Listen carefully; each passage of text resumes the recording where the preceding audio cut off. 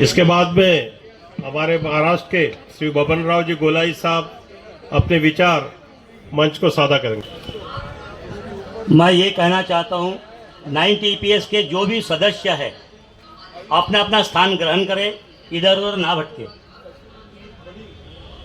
मित्रों, हम ये लड़ाई गए 10 साल से लड़ रहे हैं।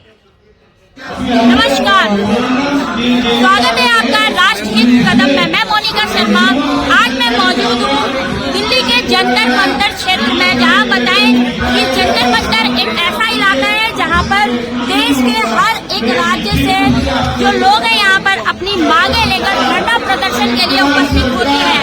ऐसे में आज मैं मौजूद हूँ जंतर मंतर पर, जहाँ पर हम राष्ट्रहित कदम को लेकर कुछ लोगों से यहाँ पर हम बातचीत करेंगे कि जिस तरीके से वो लगातार अपना धरना प्रदर्शन कर रहे हैं, क्या वो राष्ट्र के हित में है या आप आंदोलन कर रहे हैं, राष्ट्र जन आक्रोश आंदोलन। क्या कहेंगे, ये राष्ट्र के हित में हो रहा है कि राष्ट्र के हित से अलग हो रहा है? हो रहा है हमारे को इतने लोग, इतना गरीब आदमी, बुढ़ा आदमी बेचारा मर रहा है, अब ठंडे में घूम रहा है, यहाँ आ रहा है, हाय तौबा कर रहा है, लेकिन उसका कोई सुनाई नहीं हो रहा। 1000 रुपए पेंशन में कुछ नहीं बनता है। पहले कितने बार किया, भाइयों बहनों, तुम्हारे उसमें निकल के खाते में पहुँच गया है, 7000 पहुँच गया है, 9000 पहुँच गए, अभी कुछ नहीं हुआ है। कहाँ से आए हैं आप? हम दिल्ली से आए, गाजियाबाद से। आप क्या कहना चाहेंगे राष्ट्रहित कदम के माध्यम से? मोदी जी जो बोल रहे हैं वो होना चाहिए। 7500 9000 जो डिसाइड किया सुप्रीम कोर्ट, वो हिसाब में हम लोग सबका अकाउंट को जाना चाहिए। हिसाब हो रहा है राष्ट्र के हित में हो रहा है कि राष्ट्र के हित से अलग हो रहा है? हम लोग ओडिशा से आए हूँ, गीतांजलि पात्र है।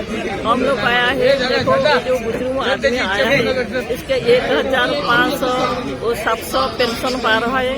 ये इतना कम पैसा में चलना बहुत मुश्किल है, इसलिए हम लोग आता हूँ, हमको मिनिमम पेंशन 9000 देना चाहिए। तो हम 70 लाख जो पेंशनर है, सब फैमिली लेके 28 करोड़ हो जाएगा।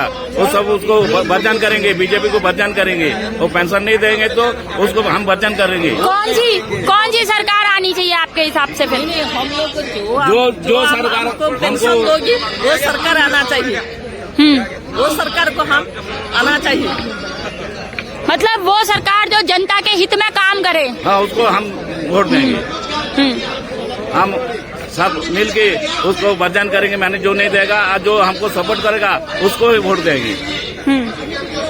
सर, क्या नाम है आपका? मेरा नाम है PN पांडे। मैं EPS 95 कोऑर्डिनेशन कमेटी का वाइस प्रेसिडेंट हूँ, नेशनल वाइस प्रेसिडेंट।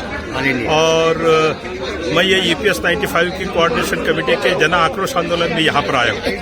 मैडम, बहुत हमारी दुर्दशा कर दी है सरकार ने।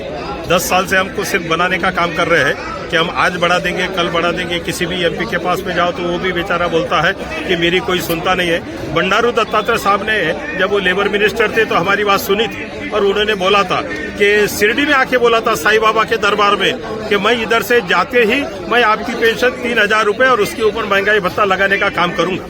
लेकिन क्या किया, वो वहां से शिरडी से नमस्कार करके आए, हमें आश्वासन देकर आए। आंदोलन कर रहे हैं, क्या लगता है आपको कि राष्ट्र के हित में ये आंदोलन हो रहा है या उससे हटकर हो रहा है? देखो मैडम, इस देश का कोई भी आदमी यदि भरपेट खाना खाए, रात की चैन की नींद सोए, तो वो देश स्वस्थ राज्य हो जाएगा, वो देश हित में ही होगा वो। लेकिन मैं ये चाहता हूँ मेरे पेट को खाने को नहीं, 2 वक्त की रोटी मिले, रोजी रोटी मिले, उसकी सुरक्षा हो, उसको सारे सुविधा जो गवर्नमेंट के देना चाहिए वो मिले। अभी ये सारे सीनियर सिटीजन है, आप देख रही है यहाँ भी हर आदमी 65 साल के ऊपर है। मेरी खुद की उम्र 70 साल की है। ऐसे उम्र में ये ठंडी में हमको यहाँ तक आना पड़ा।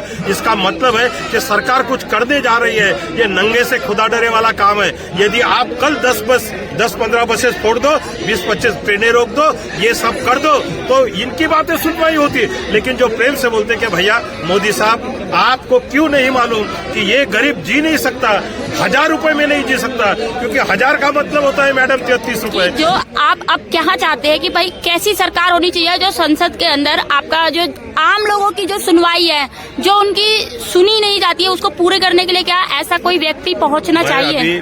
अभी आपने पूछा करके बताता हूँ कि जिसके घर में 500 करोड़ से ऊपर ज्यादा की संपत्ति मिलती है, उसको पेंशन देना चाहिए क्या? जिसको लाखों रुपए सैलरी मिलती है उसको पेंशन देना चाहिए क्या? जितने भी 543 खासदार ये लोकसभा के अंदर बैठते हैं उनको पेंशन की जरूरत है क्या?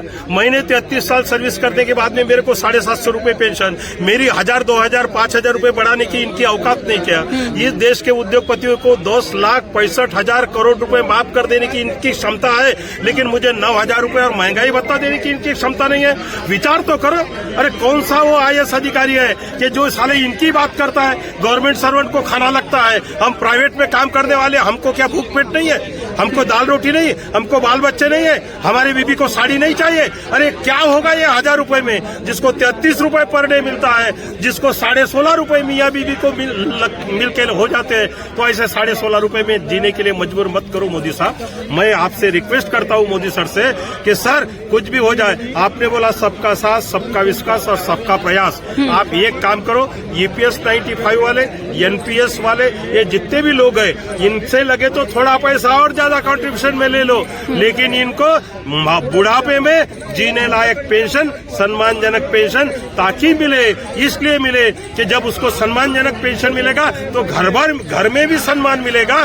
पेंशन यदि नहीं मिलती है तो उसको घर में भी सम्मान नहीं, बाहर में भी सम्मान नहीं कि इनको क्यों 1000 रुपए। अरे हमारी डिमांड है 9,000 रुपए और महंगाई भत्ता, ये दे दो भैया और हमें मुक्ति से जीने दो। हमको सरकार को क्या है, हम किसी को भी कुछ नहीं बोलेंगे, गाली भी नहीं देंगे, हमारी अच्छी जबान को क्यों खराब करते हो? लेकिन जब दर्द होता है पेट में, बाल बच्चे जब भूखे सोए दिखते हैं, घर में बीबी को साड़ी नहीं है, उस वक्त ऐसा लगता है कि अपन किसके राज के। देश में 28 करोड़ लोग ऐसे हैं जिनका PF कटता है और जो सब के सब पेंशनर में है आते हैं, तो इन लोगों को दो।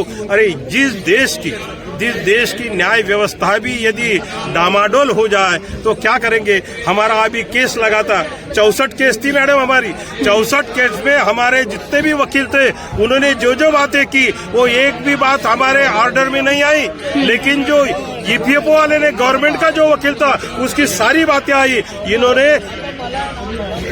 इन्होंने सुप्रीम कोर्ट का पहला डिसीजन जो था उसके बारे में संसद के अंदर ये बंडारू दत्तात्रेय साहब ने बोला था कि मैं कल सर्कुलर निकालता हूँ, और 23 मार्च 2017 को वो सर्कुलर निकलकर हमको सबको पेंशन मिली, 27,000 लोगों ने पेंशन लिया। उसके खिलाफ में यही गवर्नमेंट फिर से सुप्रीम कोर्ट में गई, अपने इसके खिलाफ, ठहराव के खिलाफ गई वहां पर, और वो 27,000 लोगों की पेंशन अभी ठप कर दी है। अभी इन्होंने नए कायदे बोले वो सब ऑनलाइन करो। वो कमिश्नर को मैंने बोला, अरे मेरे जैसा आदमी खेत में 15 साल से काम कर रहा है, मैंने अभी तक मोबाइल का मुंह भी नहीं देखा, मैं कहाँ से ऑनलाइन करूँ यार? तेरे को ये राइटिंग में लेने का कुछ तकलीफ होती है क्या? तो फिर वो कमिश्नर ने मेरा राइटिंग में लिया, नहीं तो ऑनलाइन ही करा बोलते।